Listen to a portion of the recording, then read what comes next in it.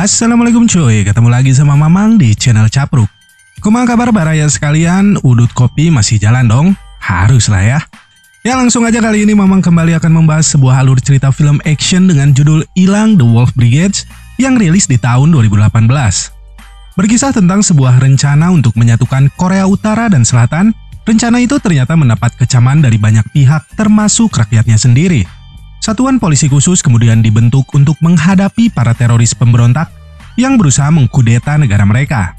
Sayangnya upaya perdamaian tersebut disusupi oleh politik jahat yang ingin mengambil alih kekuasaan negara mereka. Sebelum lanjut ke alur filmnya, Mamang saranin buat yang belum subrek bisa langsung disubrek channel Mamang, biar Mamang makin semangat bikin kontennya. Jangan lupa juga buat colok tombol like dan nyalain lonceng notifikasinya biar nggak ketinggalan video baru lainnya dari Mamang. Kalau udah dicolok semuanya, langsung aja kita gasin masuk ke alur cerita filmnya cuy.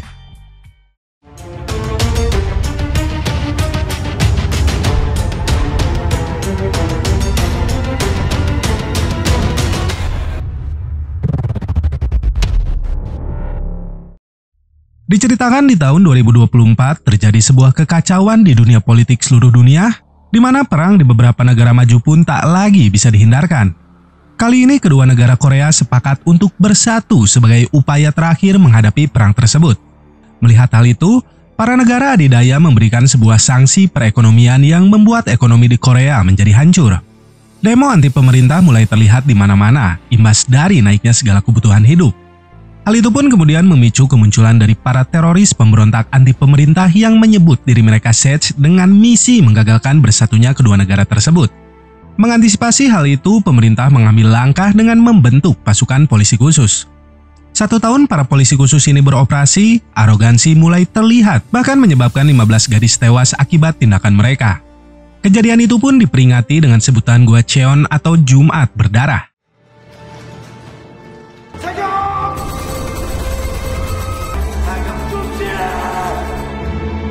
집단 트라우마를 겪은 특기대는 짐승의 길로 내몰고 있었다.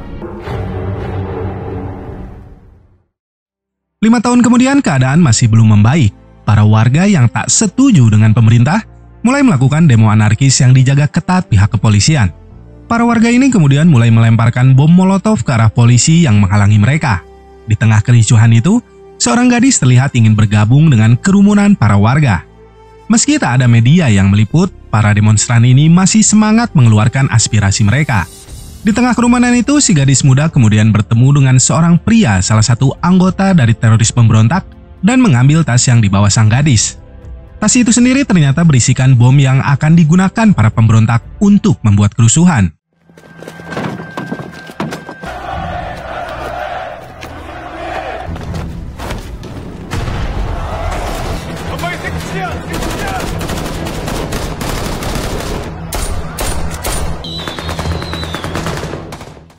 Gadis muda itu ternyata adalah seorang kurir yang diperintahkan untuk membawa persenjataan para pemberontak.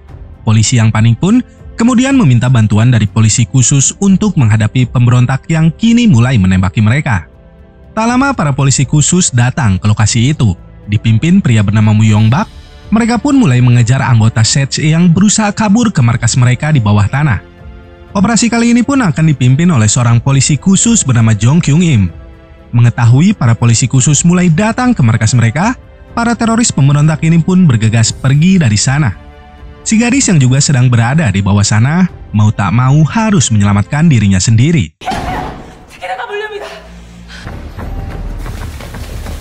위원장님, 먼저 빠져나갔어.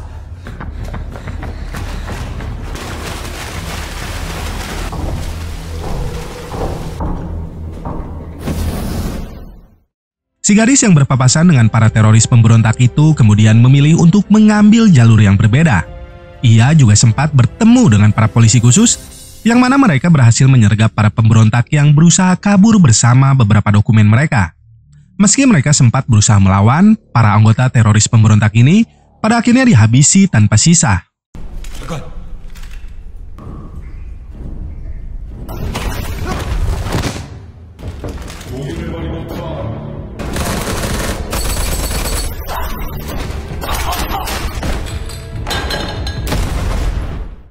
Sementara si gadis kembali bertemu dengan seorang polisi khusus yang tanpa sengaja memergokinya.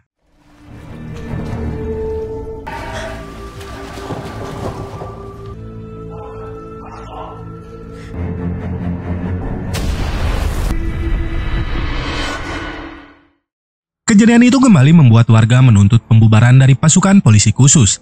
Sebuah komite investigasi khusus pun dibentuk untuk menyelidiki kasus bom bunuh diri yang menewaskan seorang gadis itu. Jong Kyung dan pasukannya juga diperintahkan untuk ditahan sampai Dewan Komite selesai melakukan penyelidikan mereka. Pasukan polisi khusus ini juga harus menghentikan semua operasinya selama 4 minggu ke depan. Sekretaris Presiden dari polisi khusus sempat merasa khawatir dengan keadaan dari Jong Kyung. Namun, seorang pelatih mereka yang bernama Jin Tae mengatakan Jong Kyung dalam keadaan baik. Tak lama para anggota Dewan Komite tiba di markas mereka. Jin Tae bersama dengan Sekretaris Presiden akhirnya memutuskan untuk pergi melalui pintu belakang markas mereka. Jin Tae kemudian ditemui oleh salah satu Dewan Komite bernama Sang Woo yang menanyakan tentang keadaan dari Jong Kyung. Sang Woo sendiri adalah mantan dari polisi khusus yang kini memilih keluar dari satuan elit tersebut. Ia juga merupakan salah satu teman dekat dari Jong Kyung. Sang Woo kemudian menemui Jong Kyung untuk memberikannya sebuah catatan milik gadis yang tewas sebelumnya, di mana di sini ia meminta kepada Jong Kyung untuk mengembalikan buku tersebut kepada kakak dari si gadis. Jong Kyung sendiri sempat menolak karena perasaan bersalahnya pada insiden tersebut. Sampai pada suatu hari, Jong Kyung kembali teringat sosok dari gadis itu saat melakukan sebuah latihan. Hal itu pun membuat Jong Kyung memutuskan untuk mengembalikan buku milik gadis tersebut kepada sang kakak yang bernama Yeon-hae.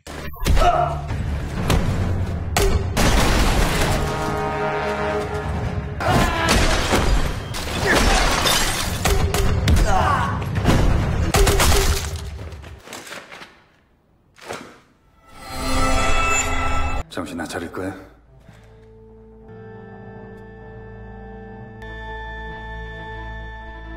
동생분의 유품을 가지고 있는 사람입니다. Setelah membuat janji temu dengan Yeon-hae, Jong Kyung menyelinap untuk keluar dari markas mereka. Ia kemudian bertemu dengan Yeon-hae di sebuah warkop, sekalian membeli kapal api kesukaannya. Jong Kyung di sini kemudian mengatakan penyesalannya kepada Yeon-hae atas kematian adiknya. Namun, Yeon-hae sama sekali tidak menyalahkan Jong Kyung karena telah memilih pihak yang berbeda dari sang adik. Ia juga mengatakan jika adiknya itu telah bergabung menjadi anggota SET sejak masih di SMA. Sejak saat itu keluarga mereka menjadi hancur karena ayah mereka sering sakit-sakitan dan kini telah meninggal dunia. Yeon-hae sendiri terpaksa harus melanjutkan hidupnya dengan meneruskan bisnis ayahnya menjual buku bekas di sebuah toko kecil. Sebagai ucapan terima kasih, Yeon-hae di sini mengajak Jong Kyung untuk jajan bakso seblak kesukaannya, sekalian untuk mampir ke toko buku miliknya. Selesai makan, mereka pun melanjutkan perjalanan menggunakan bis Damri jurusan Chaheum Rancaekek untuk berhenti di wilayah Seongsu-dong. Di toko buku miliknya, Yeon-hae kemudian menceritakan sebuah dongeng kesukaannya tentang seorang gadis berkerudung merah, yang mana gadis itu harus tewas setelah diterkam oleh seekor serigala yang menyamar menjadi neneknya sendiri. Bagi Yeon-hae, gadis itu tidak mendapat keadilan. Ia tidak tahu harus menyalahkan siapa atas kematiannya. Apakah neneknya yang membukakan pintu untuk serigala? Serigala yang merasa sangat lapar? Ataukah ibunya yang menyuruhnya untuk pergi ke rumah si nenek? Dari sana, Yeon-hae kemudian mengantar Jong Kyung menunggu bis Damri untuk kembali ke markasnya. Setelah Jong Kyung pergi, Yeon-hae lalu menemui Sang Woo yang telah menunggunya di dalam sebuah mobil. Yeon-hae di sini ternyata adalah anggota dari pemberontak SET yang telah membuat kesepakatan dengan Sang Woo untuk menjebak Jong Kyung dengan imbalan Sang Woo akan membantu biaya pengobatan adiknya yang sedang dirawat di rumah sakit. 야, 어제 계산 끝내야지. 약속 지켜주세요. 각자 맡은 역할에 최선을 다하자고.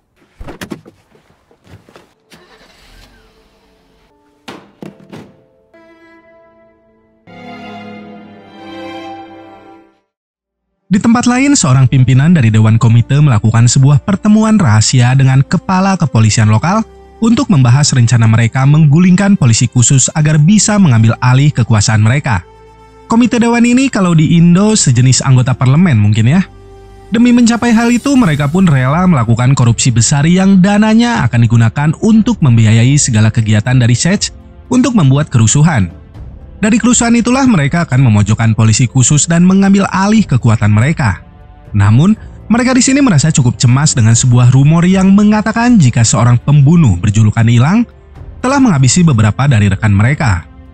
Pembunuh ini membunuh semua orang yang dianggapnya sebagai koruptor di negara mereka. Kepala dewan berasumsi jika pembunuh itu adalah orang suruhan dari polisi khusus. Dari hasil pertemuan itu, Sang Woo pun segera menghubungi Yeon-hae dan meminta untuk segera bertemu. Rencana Sang Woo sendiri adalah menjebak Jong Kyung untuk bertemu dengan Yeon-hae dan mereka akan mengambil foto sebagai bukti adanya keterlibatan polisi khusus dengan anggota dari SEJ. Dalam perjalanannya, Yeon-hae diikuti oleh seorang wanita yang juga merupakan anggota dari teroris pemberontak, yang mana wanita bernama Mi Kyung ini adalah mantan rekan dari Yeon-hae yang dulu merupakan kekasih dari pendiri pasukan teroris pemberontak. Mi Kyung yang sudah mengetahui jika Yeon-hae berkhianat dengan dewan komite itu pun berusaha untuk menyerangnya. Yeon-hae kemudian menjelaskan jika ia memilih jalan itu demi menyelamatkan adiknya. Setelah memberi sedikit uang kepada Mi Kyung, mereka pun mulai berpisah dari sana. Di tempat yang sama, seorang polisi khusus bernama Cheol Jin diperintahkan untuk mengawasi pergerakan dari Yeon-hae. Mengetahui ada target lainnya di sana, Jin Tae pun memerintahkan Cheol Jin untuk mengikutinya. Sayangnya Mi Kyung menyadari jika ada seseorang yang mengikutinya.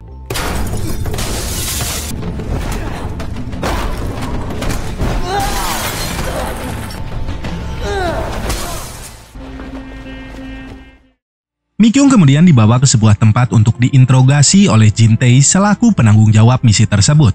Jin Tae di sini menjelaskan kepada Mi Kyung jika pimpinan mereka telah menghilang selama 1 tahun dan menyebabkan pasokan dana mereka tidak lagi mengalir. Hal itu dikarenakan sebuah instansi penanganan korupsi atau kita sebut saja KPK telah mencium adanya korupsi yang dilakukan oleh Dewan Komite. Dari inspeksi tersebut mereka mendapati sebuah aliran dana yang mengalir pada SEJ atas nama pendiri SEJ dan juga Yeon-hae selaku kekasihnya pada saat itu. Pembunuhan yang dikira sebelumnya dilakukan oleh Ilang sang serigala pembunuh, nyatanya itu dilakukan oleh Yeon-hae yang tak ingin bekerja sama dengan penyelidik dari KPK itu. 섹트 남부연합위원회 여성분과 제3부 팀장. 넌 엄철영이 어디에서 자금을 끌어온다고 생각했어? 작년 검찰 내 감찰팀 비격 사건 잘 알고 있지. 이윤희는 이 사실을 공안 쪽에 알렸고 동생 생각도 해야지. 말은 뭐 아무렇게 해도 돼. 부탁해요.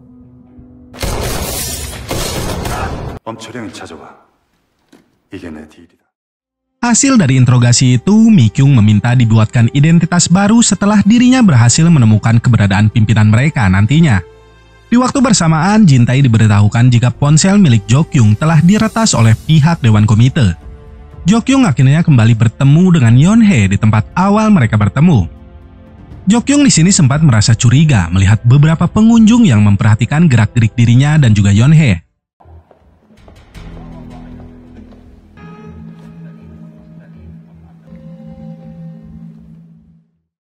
Yeon-hae sendiri mulai menjalankan rencananya untuk membuat alibi seolah-olah Jo Kyung terlibat dengan dirinya selaku anggota dari SEJ. Setelahnya ia pun pergi ke toilet untuk mempersiapkan rencana selanjutnya, di mana Sang Woo memerintahkannya untuk menjatuhkan sebuah pistol di hadapan Jo Kyung sebagai alibi lainnya. Sang Woo juga memberikan Yeon-hae sebuah kalung pelacak yang bisa digunakan untuk memberitahukan lokasi dirinya berada nanti. Di tengah aksinya itu, Mi Kyung kembali muncul di hadapan Yeon-hae dan memberikannya sebuah peringatan untuk tidak mempercayai siapapun. 아무도 믿지 마.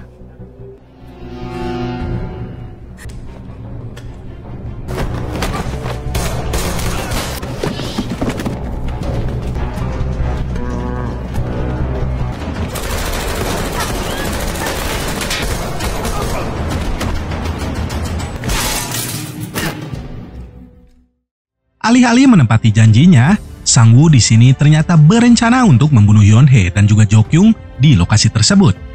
Beruntungnya Jo Kyung yang terlatih itu mampu dengan mudah menghabisi semua anak buah dari Sang Woo.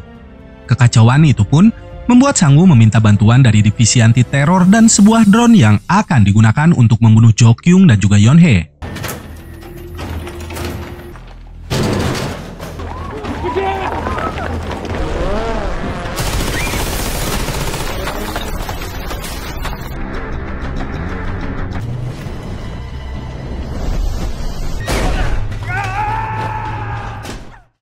Mengetahui target mereka berhasil kabur, Sang Woo memerintahkan anak buahnya untuk segera mencari mereka. Sementara Jo Kyung berhasil mengambil salah satu mobil milik anak buah Sang Woo dan kembali kabur dari sana.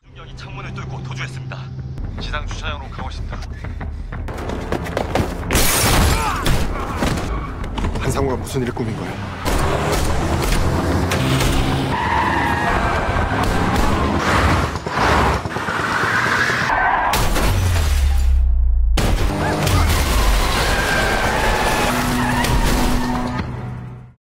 Sang-woo di sini kembali berusaha untuk meyakinkan mantan rekannya itu untuk menyerahkan diri. Ia juga mengatakan jika atasannya Jin-tae telah berusaha menjebak dan membuang Jo-kyung sebagai kambing hitam. Jo-kyung yang telah mengetahui semua kebenaran keterlibatan Dewan Komite dengan anggota teroris pemberontak itu pun malah mengiriminya beberapa foto yang membuat Sang-woo menjadi marah. 자수해. 너 알잖아 장진태 어떤 인간인지. 이거 먼저 확인해봐.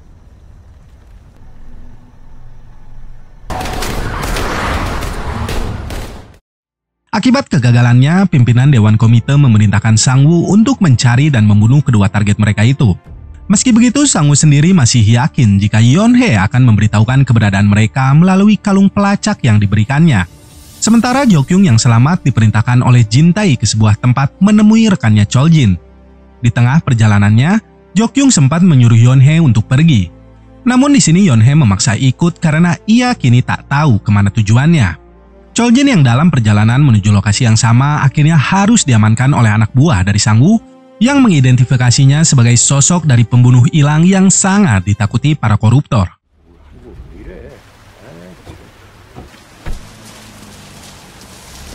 으로 추정되는 인물 하나가 지금 용산 쪽으로 움직이고 있습니다.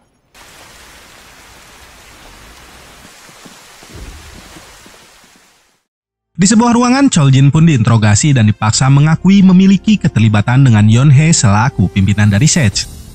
Pertanyaan itu malah membuat Chol-jin tertawa. Merasa diremehkan, Sang-woo pun mengganti metode interogasinya dengan mengancam nyawa dari Chol-jin. 이거 너무 구리잖아요. 아이 새끼야. 윗놈부터 아랫놈까지 다 똑같아. 일반 타겟이야? 야, 움직이지 마. 큰 실수하시는 겁니다.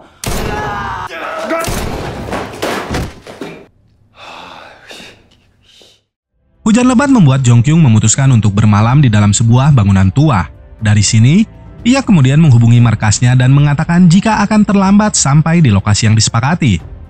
Jo-kyung kemudian berusaha untuk tidur dan membiarkan Yeon-hae untuk pergi jika dirinya ingin pergi. Namun, Yeon-hae kembali malah menceritakan alasan dirinya bergabung menjadi teroris pemberontak SEJ karena ia di sini tak memiliki pilihan lain untuk bisa tetap hidup. 아픈 내 동생이랑 그렇게 돼버리고 어떻게든 살아야겠단 마음으로 들어가면 상을 아무도 다치지 않을 거라고 이거 다 조작된 거라고 내가 밝힐 거야. 같이 떠나면 우리 살 수 있어요, 준경. Di tengah cerita dari Yeon-hae itu, Jong-kyung kembali mendapat panggilan telepon dari Jin-tae yang memberitahukannya jika Chol-jin telah tertangkap Dewan Komite. Ia pun mengubah rencana dan menyuruh Jong-kyung untuk pergi ke sebuah tempat lainnya bersama dengan Yeon-hae. Merasa nyawanya kini terancam, Yeon-hae pun memutuskan untuk menyalakan kalung pelacak yang dipakainya. Yang mana hal itu langsung diketahui oleh Sang-woo dan segera memerintahkan semua anak buahnya untuk menuju lokasi tersebut. Sementara pihak polisi khusus mendapat perintah langsung dari presiden untuk melakukan penangkapan Dewan Komite yang terlibat korupsi. 기자들도 대기시키고 작전 종료 5분 뒤에 바로 현장. 모두 움직인다. Jo-kyung kemudian membawa Yeon-hae ke lokasi di mana dulunya merupakan salah satu markas dari anggota teroris pemberontak. Sempat meminta untuk pergi dari sana, Yeon-hae pada akhirnya mengetahui siapa sosok dari Jo-kyung yang sebenarnya.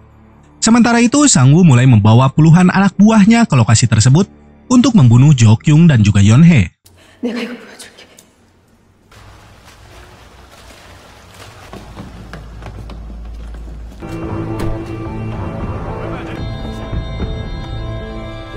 일랑이라고 들어봤나? 인간의 탈을 쓴 늑대야. Satu persatu anak buah yang dikirim Sang-woo mulai dihabisi oleh Jong-kyung yang ternyata adalah sosok dari ilang sang serigala pembunuh. Beberapa orang yang berusaha kabur pun tak luput dari tembakan senapan mesin yang dibawanya. Mereka di sini akhirnya meminta bantuan dari tim tugas khusus yang dipersenjatai dengan senjata berat untuk membantu mereka membunuh Jo-kyung di dalam sana. Bersama dengan Sang-woo, tim tugas khusus ini pun mulai memasuki terowongan bawah tanah tersebut. Sempat berhasil menembak Jo-kyung dengan senjata mereka, namun pada akhirnya para tim khusus ini harus bernasib sama dengan rekan yang lain.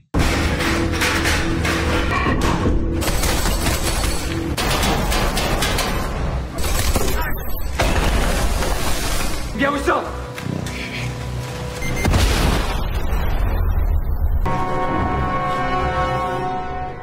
초 뒤에 이쪽으로 온다.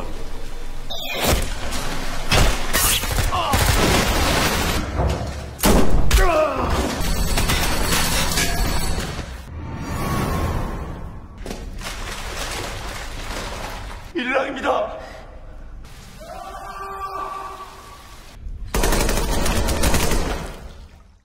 Menyadari semua anak buahnya telah tewas di dalam sana, Sang-woo akhirnya harus menghadapi mantan rekannya itu seorang diri.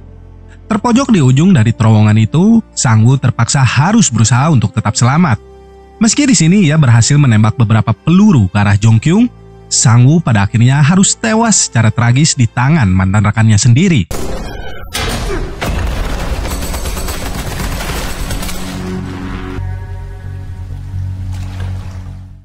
Selesai melakukan tugas mereka, Jin-tae memutuskan untuk kembali ke markas mereka sambil membawa Yeon-hae bersamanya.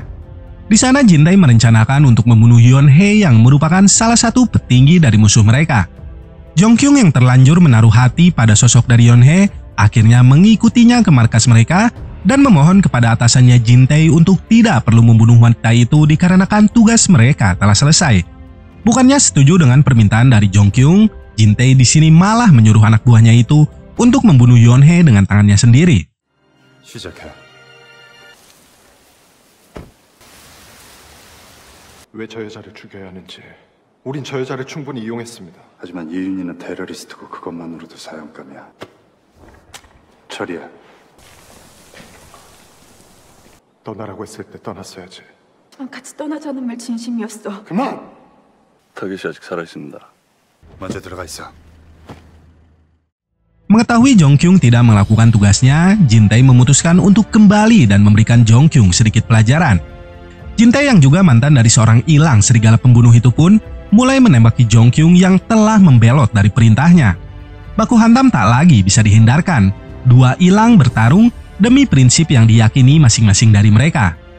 Sementara itu, Yeon-hae berhasil kabur dan melarikan diri dari tempat tersebut.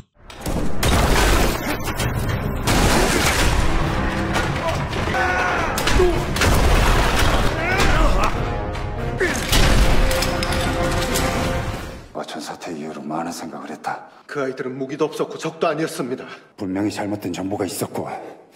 이젠 제 생각대로 살겠습니다.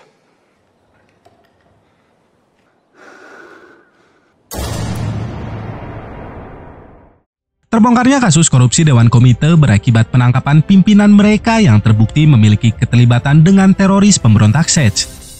Sementara Yeon-hae yang berhasil lolos kini telah mengubah identitasnya dan berhasil menyelamatkan uang hasil pembayaran dari Dewan Komite. Beberapa waktu kemudian, Yeon-hae memutuskan untuk pindah ke tempat lain bersama adiknya yang kini telah sembuh dari penyakitnya. Di dalam sebuah kereta, mereka pun bertemu untuk terakhir kalinya di kota tersebut.